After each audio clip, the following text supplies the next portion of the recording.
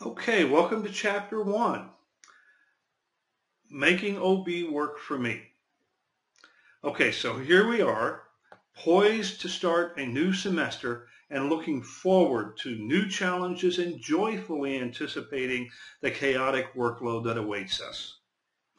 Exaggerated? Perhaps overstated? Or maybe it's just a little bit of fantasy, huh?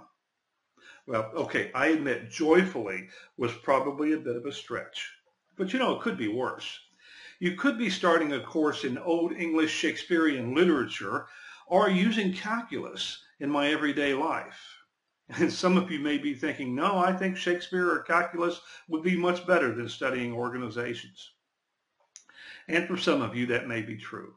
However, I propose that studying organizational behavior has a direct and valuable application to your everyday life. Now, I know your math instructor probably said the same thing about algebra and calculus, but I really think this is true of organizational behavior, and I will strive through the semester to give you practical examples from my own experience and also tie this topic into your everyday life. At the end, you can make up your own mind as to how organizational behavior relates to your life. So why do I assert that this is a practical, useful, and valuable topic? Well, organizations are groups of people. And unless you are on a reality show and living on the mountaintop or in the North Woods alone, you interact with a group of people. You interact with many groups of people. Groups impact your life. I guess the real question is, how much does the group impact you, and how much do you impact the group? How many times do you interact with groups each day? Of course, that depends on your own life, but I would guess several times. Sometimes the interaction is joyful, and that's not a stretch. Sometimes it's painful, and sometimes it's just necessary. But the interaction has consequences for your life and the lives of those around you. What kinds of groups? Well, right now in this class, you are and will be interacting with a group of students. Interpret that as using the discussion forum. You interact with coworkers, hobby groups, and clubs, church members, and on and on and on. Oh yes, I forgot one. A family is a group. And for the most part, it's an organization as well. Is your family dysfunctional? Can you help improve your family organization? Can you help your family members be better participants and improve the organizational unit? Of course you can, assuming you're not the problem. And you know what? If you are the problem, this can help you there as well. In the first chapter, the text discusses the value of OB, organizational behavior, to you and your career. The authors discuss human and social capital, ethics, and problem solving. In the lecture, I'll expand on the knowing-doing gap, the manipulation of behavior, and in the importance of efficiency and effectiveness in organizations.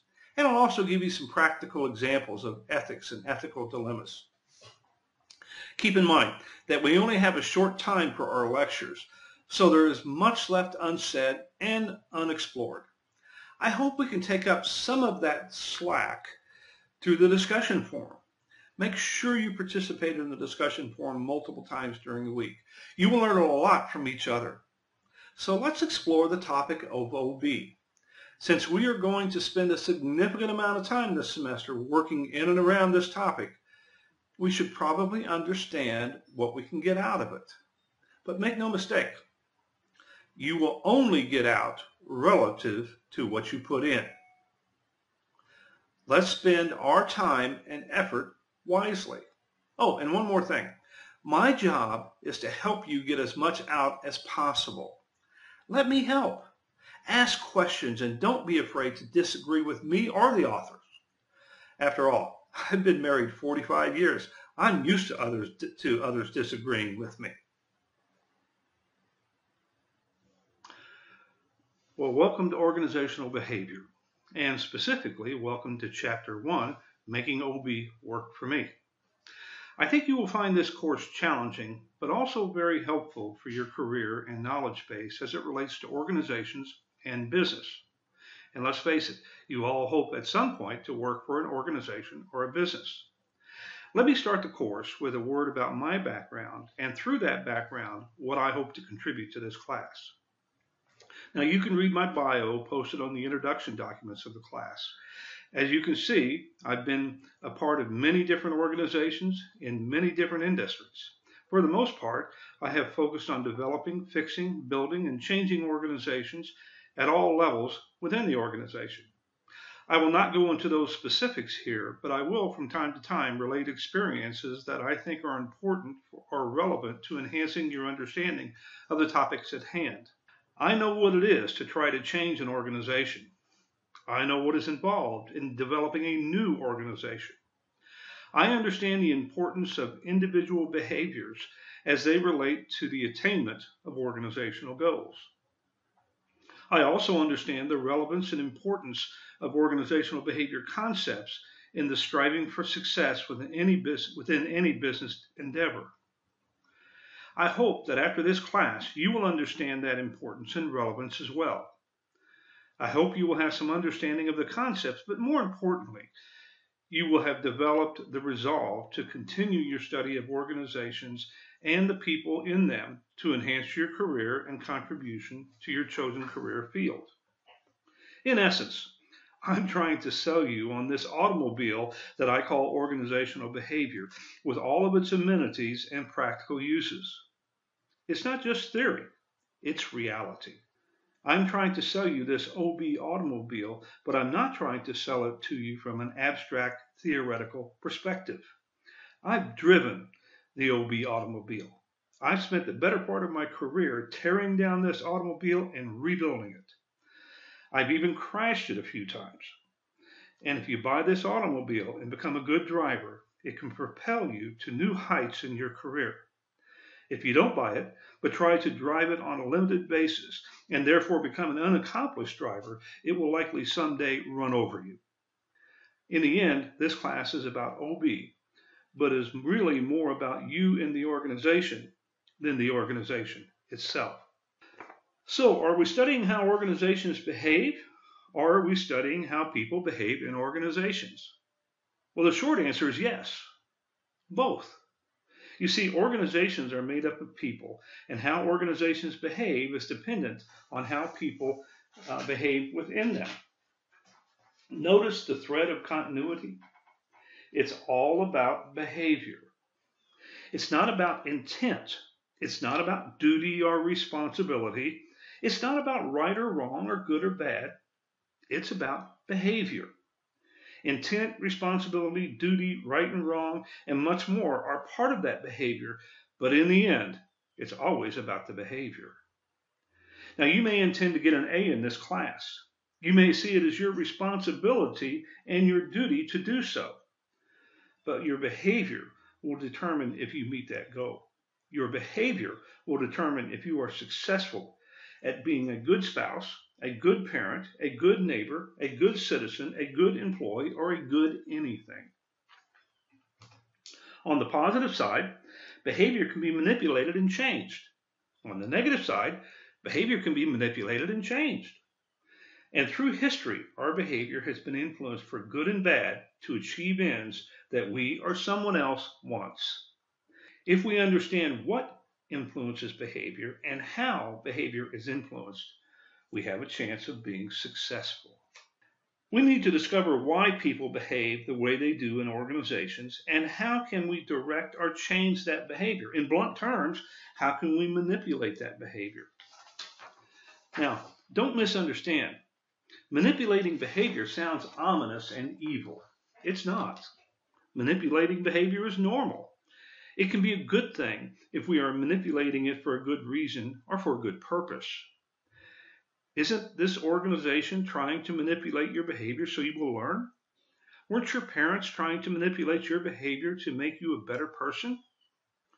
Hasn't my wife manipulated my behavior for over 45 years to meet her expectations? Of course, and I must have liked it because 45 years speaks for itself. We all want to be successful. We all want to be a part of successful organizations, be they sports teams, schools, churches, families, companies, whatever. Since we all behave differently, after all, we are all individuals, someone must manipulate all of this individual behavior into a collective action to strive for success.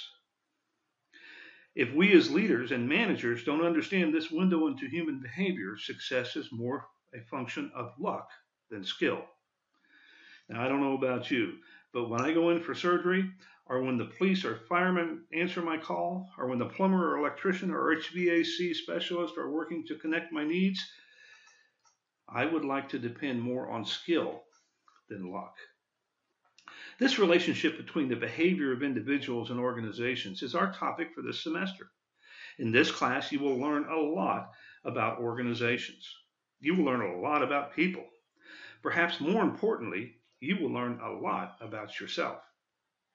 And that can't be anything but good.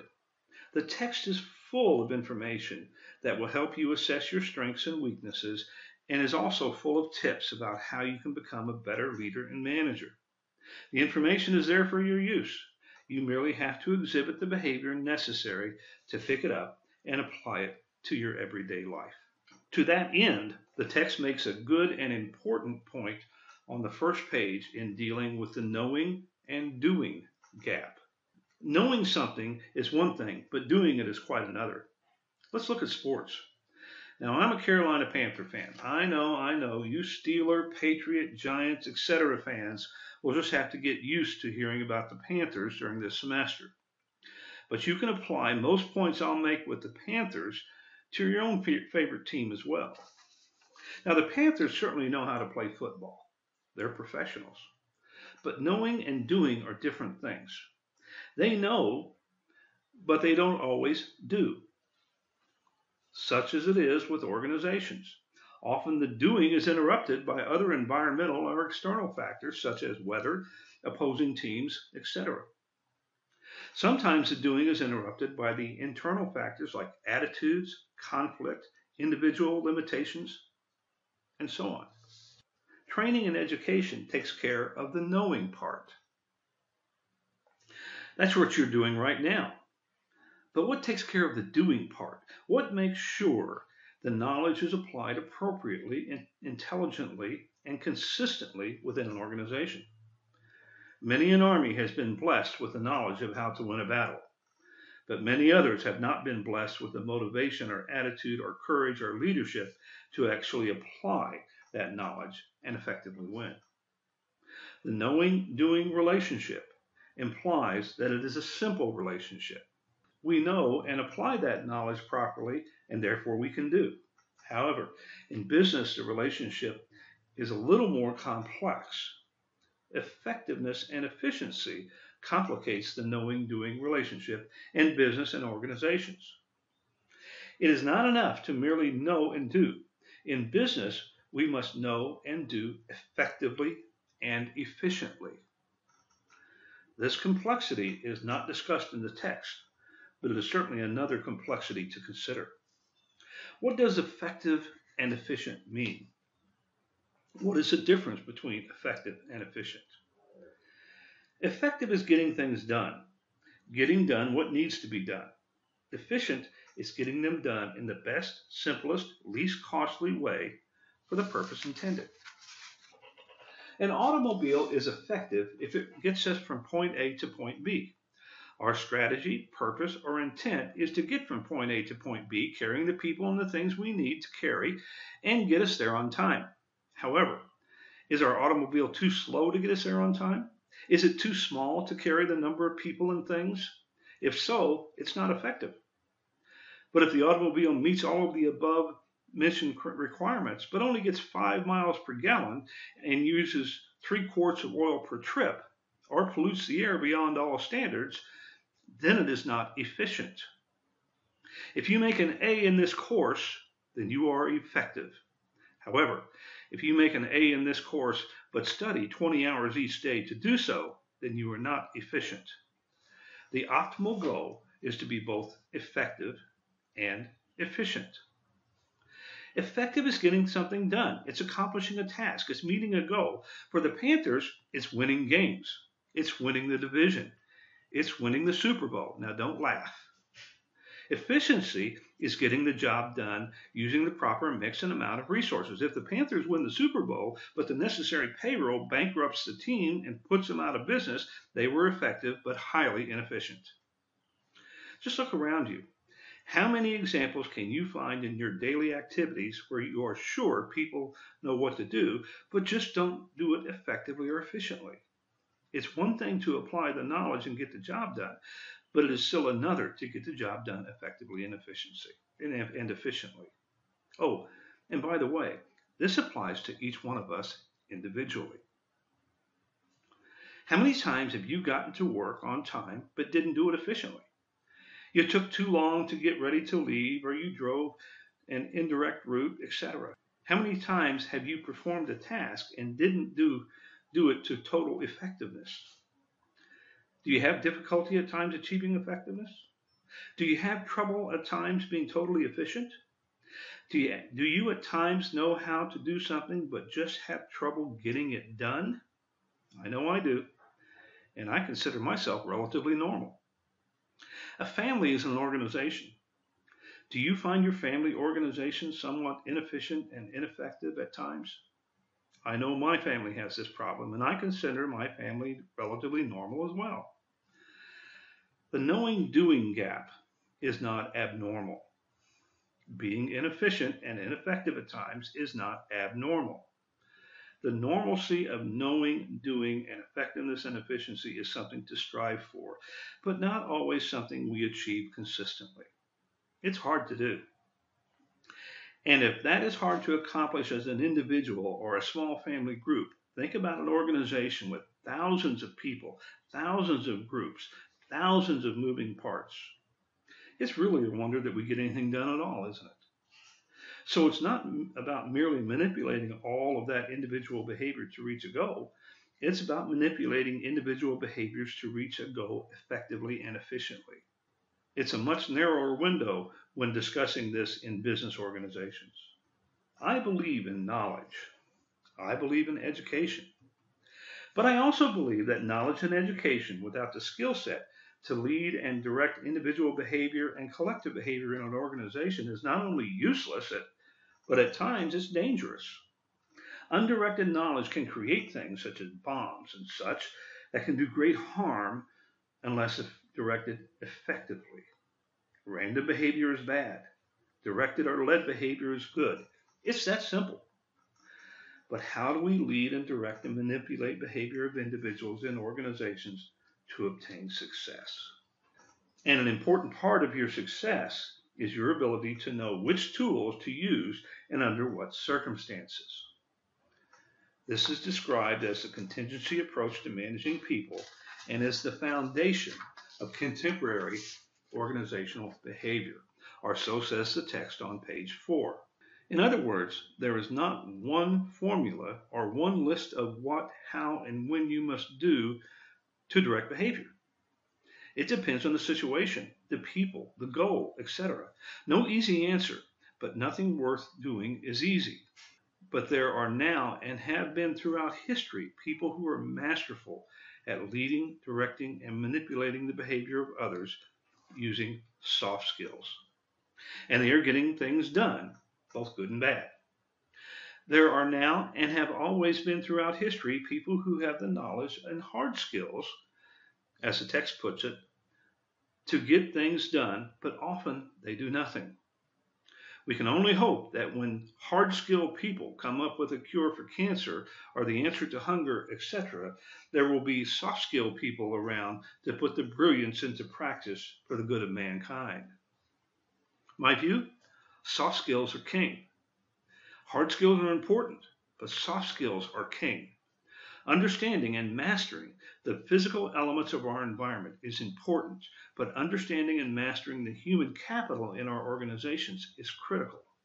We interact with organizations constantly, from our families to our work groups to our nation, and ignoring the impact on our quality of life is like ignoring the air we breathe.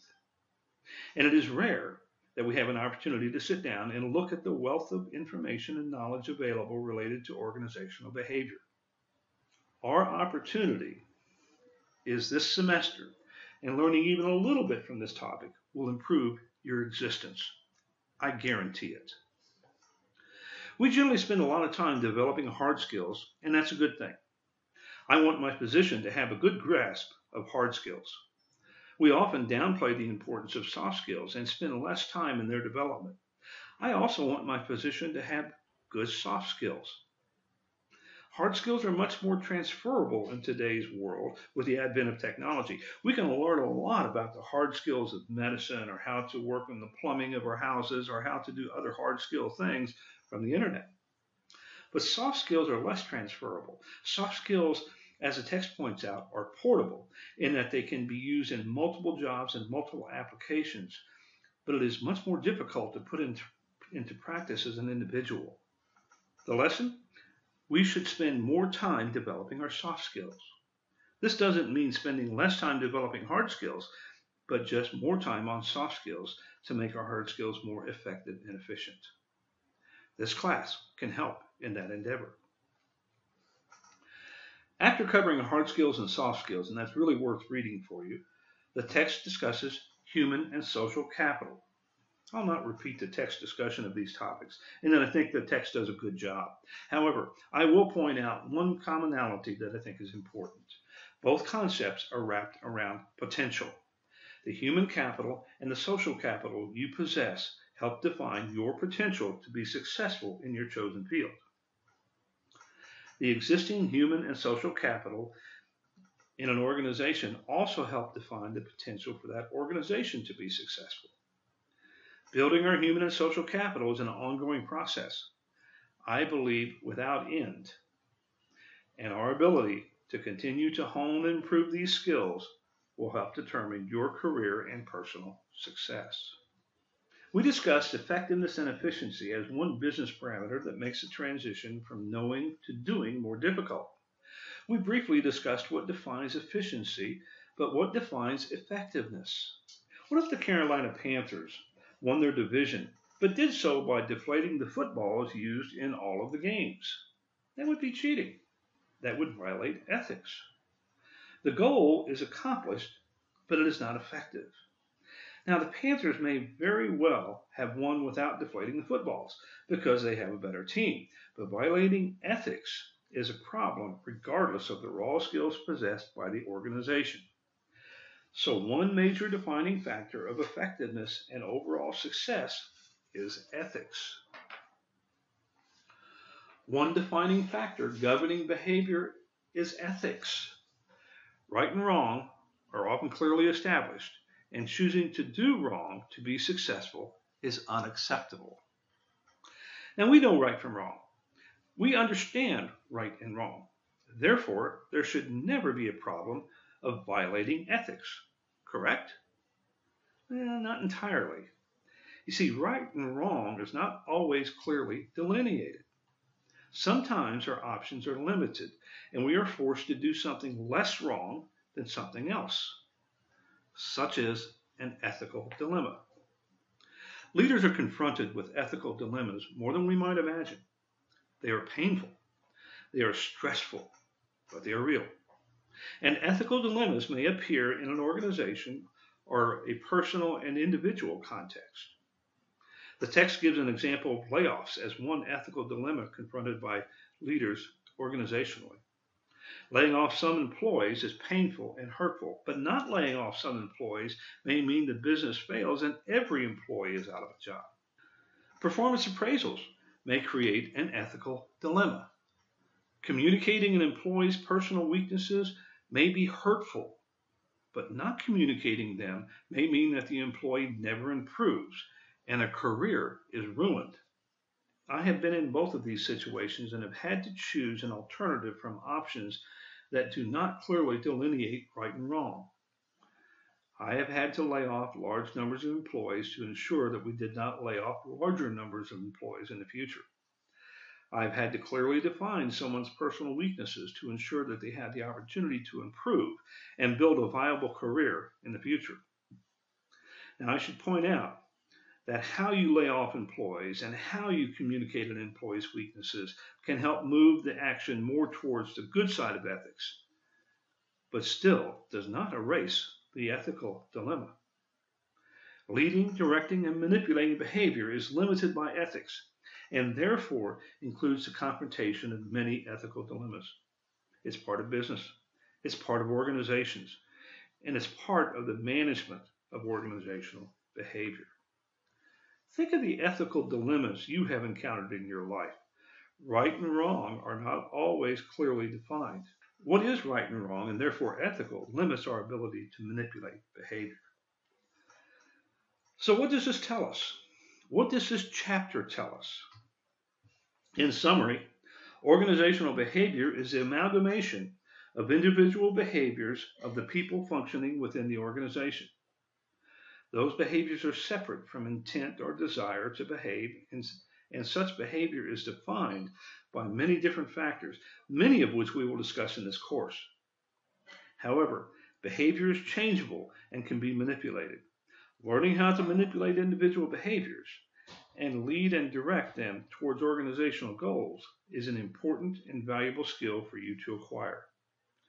The manipulation of those behaviors is not negative as long as it is guided and defined by ethics and drives towards a positive outcome. Organizations are large groups of people all reacting to and behaving according to various stimulus and factors. If the people in organizations and the organizations themselves behave randomly, success will be elusive at best. If all those behaviors are directed within the organization towards specific goals and outcomes, success becomes more viable. If organizations reach success, then individuals will likely experience success also. It's a topic I have spent a career trying to understand. Hopefully, with the background of this class and the information included herein, you will spend a career capitalizing on the knowledge of organizational behavior and turn that knowledge into doing directed towards individual and organizational success. In the next chapter, we will discuss the effect of values and attitudes on behavior, and therefore on the manipulation of behavior to create desired outcomes. Be thinking about what you value in life and in work.